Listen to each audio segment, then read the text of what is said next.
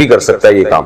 تو جائز ہے کان کو چھدوانا، چاہے ایک سوراخ اس میں کروائیں یا 2 کروائیں، اس میں کوئی حرج نہیں ہے، لیکن جوان عورت یہ کام مرد سے نہ کروائے. کیا خواتین کا ناک چھدوانا جائز ہے؟ اسلام میں ناک چھدوانے کے بارے میں کیا حکم ہے؟ جائز ہے یا ناجائز؟ کیا یہ اللہ کی تخلیق بدلنے کے زمرے میں نہیں آئے گا؟ نیز اگر کوئی اپنی آنکھ یا ہونٹ چھدوانا شروع کر دے جیسے کہ بعض مغربی ملکوں میں ہوتا ہے تو کیا وہ بھی جائز ہوگا؟ زینب کراچی سے. ناک اور کان چھدوانا جائز ہے، باقی ہونٹ اور یہ پھر یہ غلو ہے. یہ ناک کا تو حصہ بھی نرم ہوتا ہے اور یہ کان کا حصہ بھی نرم ہوتا ہے، اس میں تو کوئی تغییر خلق اللہ نہیں ہوتی. لیکن ہونٹوں کو شروع کر دیا یا اور باڈی کے، جیسے نبی صلی اللہ علیہ وسلم نے جسم گدوانے کو حرام قرار دیا، یہ جو جسم میں جو ہے وہ سوراخ کر کے بھر دیتے ہیں اس کو، یہ بالکل حرام ہے، یہ بھی تغییر خلق اللہ میں داخل ہے. غسل کے وقت کان کی بالیاں اتارنا ضروری ہے کیا؟ ہے اس کی حالت میں کانوں میں جو بالیاں پہنی جاتی ہیں یا ناک میں پہنا جاتا ہے، کیا غسل کرتے وقت اس کو دھونا لازمی ہے؟ بنت عنایت ڈیرہ اسماعیل خان. جی ہاں، دھونا لازمی ہے. اگر ہلانے سے پانی اندر پہنچ جاتا ہے تو نکالنا ضروری نہیں ہے. اگر ہلائے بغیر، یعنی وہ جو ناک میں ہے یا کان میں بالی ہے اس کو نکالے بغیر سوراخ میں پانی نہیں پہنچتا تو پھر اس کو دھونا لازم ہے، یعنی اس کو کھولنا اور پانی پہنچنا لازم ہے. وہمی نہ بنے، تھوڑا سا بھی یوں کریں تو پانی پہنچ جاتا ہے. اس کو ہلا لیں اچھی طریقے سے، بالی کو. کانوں میں جو خواتین کے بالیاں ہوتی ہیں، پانی چھینٹا ڈال کے نا اچھی طرح سے بالی کو ہلا لیا جائے اور پانی پھینکا جائے تو پانی پہنچ جاتا ہے. کیا خلا کے بعد نکاح ہو سکتا ہے؟ ایک خاتون انڈیا سے. میرا 1 مہینے پہلے خلا ہوا ہے، اب ہم دوبارہ نکاح کرنا چاہتے ہیں. البتہ خلا میں میری مرضی شامل نہیں تھی،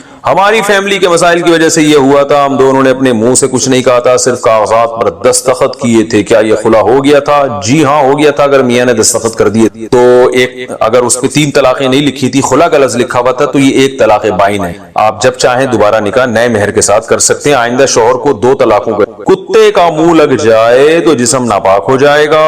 عابد صاحب آسٹریلیا سے.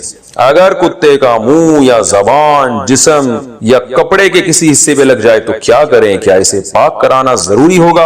اور پاک کرنے کا کیا طریقہ ہوگا؟ دیکھیں، منہ لگنے سے ناپاک نہیں ہوتا، زبان لگ جائے گی یعنی تھوک لگ جائے گا نا کپڑوں پہ تو کپڑے ناپاک ہو جائے، اور اس کا وہی طریقہ ہے جو عام ناپاکی کو دور کرنے کا طریقہ ہے. آپ پانی سے دھو لیں، اس کو 3 دفعہ دھو لیں. ویسے تو آج کل نلکوں سے تھوڑا سا رگڑ کے دھو لیں، بس پاک ہو جائے. کیا نامحرم کے سامنے کھاتے وقت نقاب ہٹا سکتے ہیں؟ میں 1 سال سے شرعی پردہ کر رہی ہوں، مجھے نامحرم کے سامنے پردہ کرتے کھانا کھانا بہت مشکل لگتا ہے. مجھے کئی سارے لوگوں نے کہا ہے کہ آپ مجبوری کے وقت نقاب ہٹا سکتے ہیں، تو کیا کھانا کھاتے وقت میں نقاب ہٹا سکتی؟ نیز اور کن مواقع پہ نقاب ہٹانا جائز ہوگا؟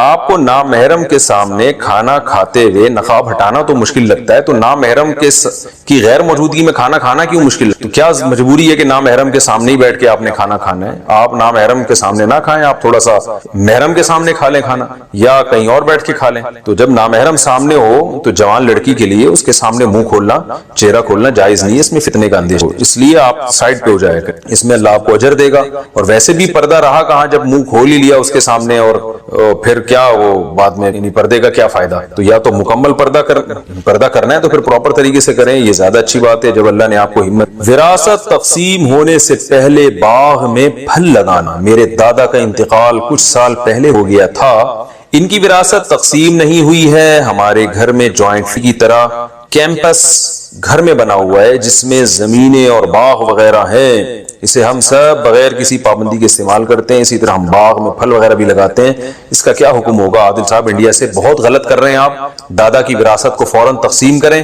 تقسیم میں یہ نہیں کہ اس کے ٹکڑے کر دیں، بلکہ یہ جو ہے نا واضح کر دیں کہ اس وراثت میں کس کا کتنا حصہ ہے، اور سب کا کو پرسنٹیج پتا چل جائے، اس حساب سے اس باغ کے جو پیداوار ہے اس کو تقسیم کیا. تو یہ اس طرح مشترک طور پہ کھانا، اس میں بعض دفعہ حق تلفی ہو رہی ہوتی ہے، بہت سے لوگوں کی، بہت سو کی طیب خاطر نہیں ہوتی دل، تو یہ غلط کر رہے ہیں آپ. فوراً اس کو یہ طے کریں کہ کس کا کتنا حصہ ہے، پھر جو اپنا حصہ لینا چاہے اس کو اس کی قیمت دے دیں یا باغ کو تقسیم کریں. وہ پھر اگلا مرحلہ ہے، پہلی فرصت میں آپ کو یہ طے کرنا پڑے. بال لمبے اور گھنے کرنے کا نسخہ. میرے بال بہت زیادہ گر رہے ہیں، میں ہر قسم کا تیل استعمال کر چکی ہوں لیکن کوئی فائدہ نہیں ہوتا.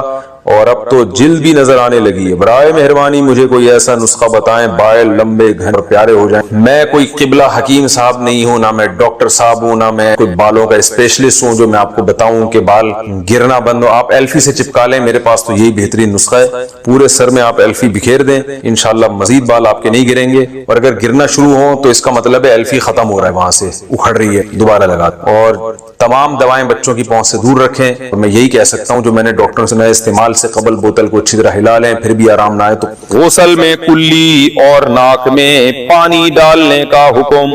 غسل کے دوران اگر ایک دفعہ کلی اور ناک میں پانی چڑھا لیں تو کیا یہ کافی ہوگا یا 3 بار کرنا ضروری ہوگا؟ حاشر صاحب کراچی سے. دیکھیں، ایک بار تو کلی کرنا غسل میں منہ بھر کے اور ناک میں پانی ڈالنا یہ فرض ہے، فرض تو ادا ہو جائے گا، غسل ہو جائے گا. لیکن سنت مؤکدہ یہ ہے کہ کم سے کم 3 بار منہ بھر کے کلی کی جائے اور 3 بار ناک میں پانی ڈالا جائے. تو سنت مؤکدہ کوئی عذر ہو تو چھوڑ سکتے ہیں، کوئی عذر نہ ہو تو سنت مؤکدہ کا چھوڑنا اچھا عمل نہیں ہے. غسل میں کلی اور ناک میں پانی ڈالنا. طلحہ صاحب پشاور سے پوچھتے ہیں، غسل سے پہلے کی سنت کے طور پر اگر وضو کر لیا ہو، کلی اور ناک میں پانی بھی ڈال لیا ہو تو غسل کرتے وقت کیا دوبارہ کلی اور ناک میں پانی ڈالنا ہوگا؟ اور غسل کرتے وقت کوئی نیت نہ کی ہو تو کیا حکم ہے؟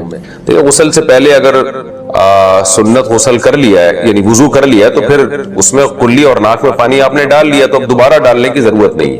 باقی یہ کہ نیت نہیں تھی تو نیت تھی تبھی تو آپ نے وضو کیا نا، تو نیت ہوتی ہے. ایسا کون پاگل ہوگا جو وہاں بیٹھے اور نیت ہی نہ کرے غسل کی اور کہے کہ میں یہاں ویسے ہی تفریح کے لیے بیٹھا ہوں اور اتفاق سے پانی ڈال رہا ہوں اپنے اوپر.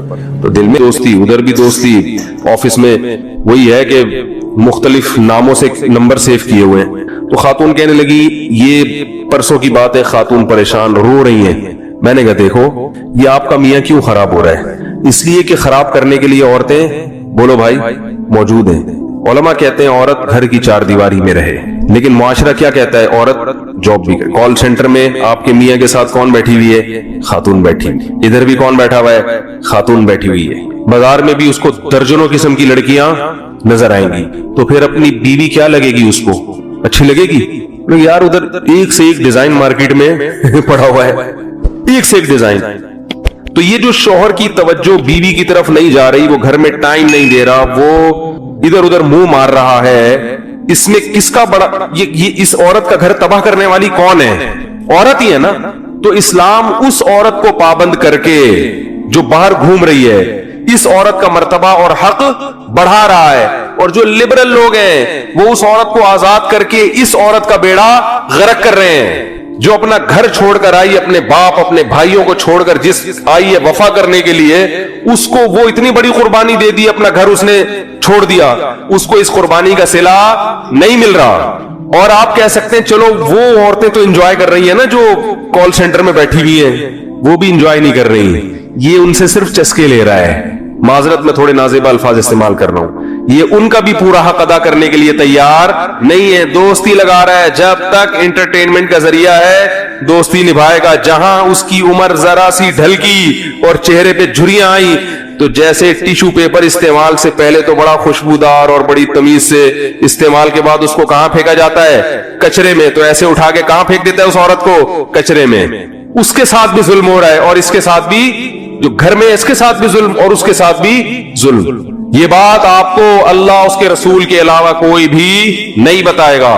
اس لیے میرے بھائی، ہمارے پاس اللہ اور اس کے رسول صلی اللہ علیہ وسلم کے احکام کو فالو کرنے کے علاوہ کوئی بھی راستہ نہیں ہے. اسی میں عورت کی بھی خیر ہے اور اسی میں مرد کی بھی خیر ہے. تو اپنے گھروں میں پردے کا ماحول بنائیں. جب علماء یہ کہتے ہیں نا کہ شرعی پردہ کرواؤ، اپنی بیوی کو اپنے بھائیوں سے پردہ کرواؤ، کہتے ہیں کہ نہیں کہتے؟ اللہ کہہ رہا ہے، علماء کیا کہیں گے؟ اللہ کہہ رہا ہے قرآن میں. آپ کہیں گے جیسے ٹاپک لے کے بیٹھے، ہماری دم پہ پاؤں رکھ لیا مولوی صاحب نے، معذرت. جب اللہ یہ کہتے ہیں تو اس میں فائدہ کس کا ہے؟ ہمارا ہی فائدہ ہے. اعتماد رہتا ہے انسان کو اپنے گھر والوں پر بھی. آج کیسے واقعات ہیں، بھائی کو بھائی پہ اعتماد ختم. جو بیرون ملک چلا جائے وہ پھر فسفسے میں مبتلا رہتا ہے، پتہ نہیں کیا ہو رہا ہے پیچھے، پتہ نہیں کیا ہو رہا ہے. ایک ذہنی مریض بنتے چلے جا رہے ہیں. اور پھر جو واٹس ایپ نے، فیس بک نے طوفان بدتمیزی مچایا ہے، وہ تو الامان والحفیظ. تو اپنے گھروں کی حفاظت کریں. یہ ذمہ داری زیادہ خواتین کی ہے. مرد کی ذمہ داری ہے اپنی آنکھوں کی حفاظت کرے, وہ وفا کرے. کل تو ایک خاتون بہت ہی تپی ہوئی تھی بھائی, اور تمیز سے جو انہوں نے میری کلاس لی ہے ٹھیک ٹھاک سنائی, اور اسپیکر آن تھا, گھر والے بھی سن رہے تھے. میں نے اسپیکر آن رکھا ہوا تھا, میں نے کہا شاید کوئی مسئلہ تو گھر والوں کے علم میں پتہ چلا, وہ تو پھر میں بند بھی نہیں کر سکتا درمیان میں. اب جب ایک دفعہ ہو گئی تو کیا, وہ سمجھدار ہیں آپ لوگ ہیں بھائی, کہیں گے جب اپنی تعریفیں ہو تو اسپیکر آن ہوتا ہے, جب برائی ہو تو اسپیکر آف ہو جاتا ہے. اب پبلک سن رہی تھی گھر میں, انہوں نے تمیز سے جو ہے نا کھچائی. انہوں نے بولا کہ آپ نے میرے گھر کو خراب کیا ہے, آپ 2-2 4-4 شادیوں پہ بیان کر کے میرے شوہر کو آپ نے خراب کر دیا. اس کے 10 درجنوں لڑکیوں سے دوستیاں ہیں, اور فحش فلمیں دیکھتا ہے پوری رات بیٹھ کے, اور بار بار شادی کی باتیں کرتا ہے. میرے سے نہ محبت ہے, نہ عزت ہے, نہ تمیز سے بات ہے, نہ بچوں کو ٹائم ہے, شادی. ان کو تو میں نے کچھ نہیں کہا, میں نے کہا بیچاری مظلوم عورت ہے, اس کی سن لو, تھوڑا سا ہلکی ہو جائیں گی.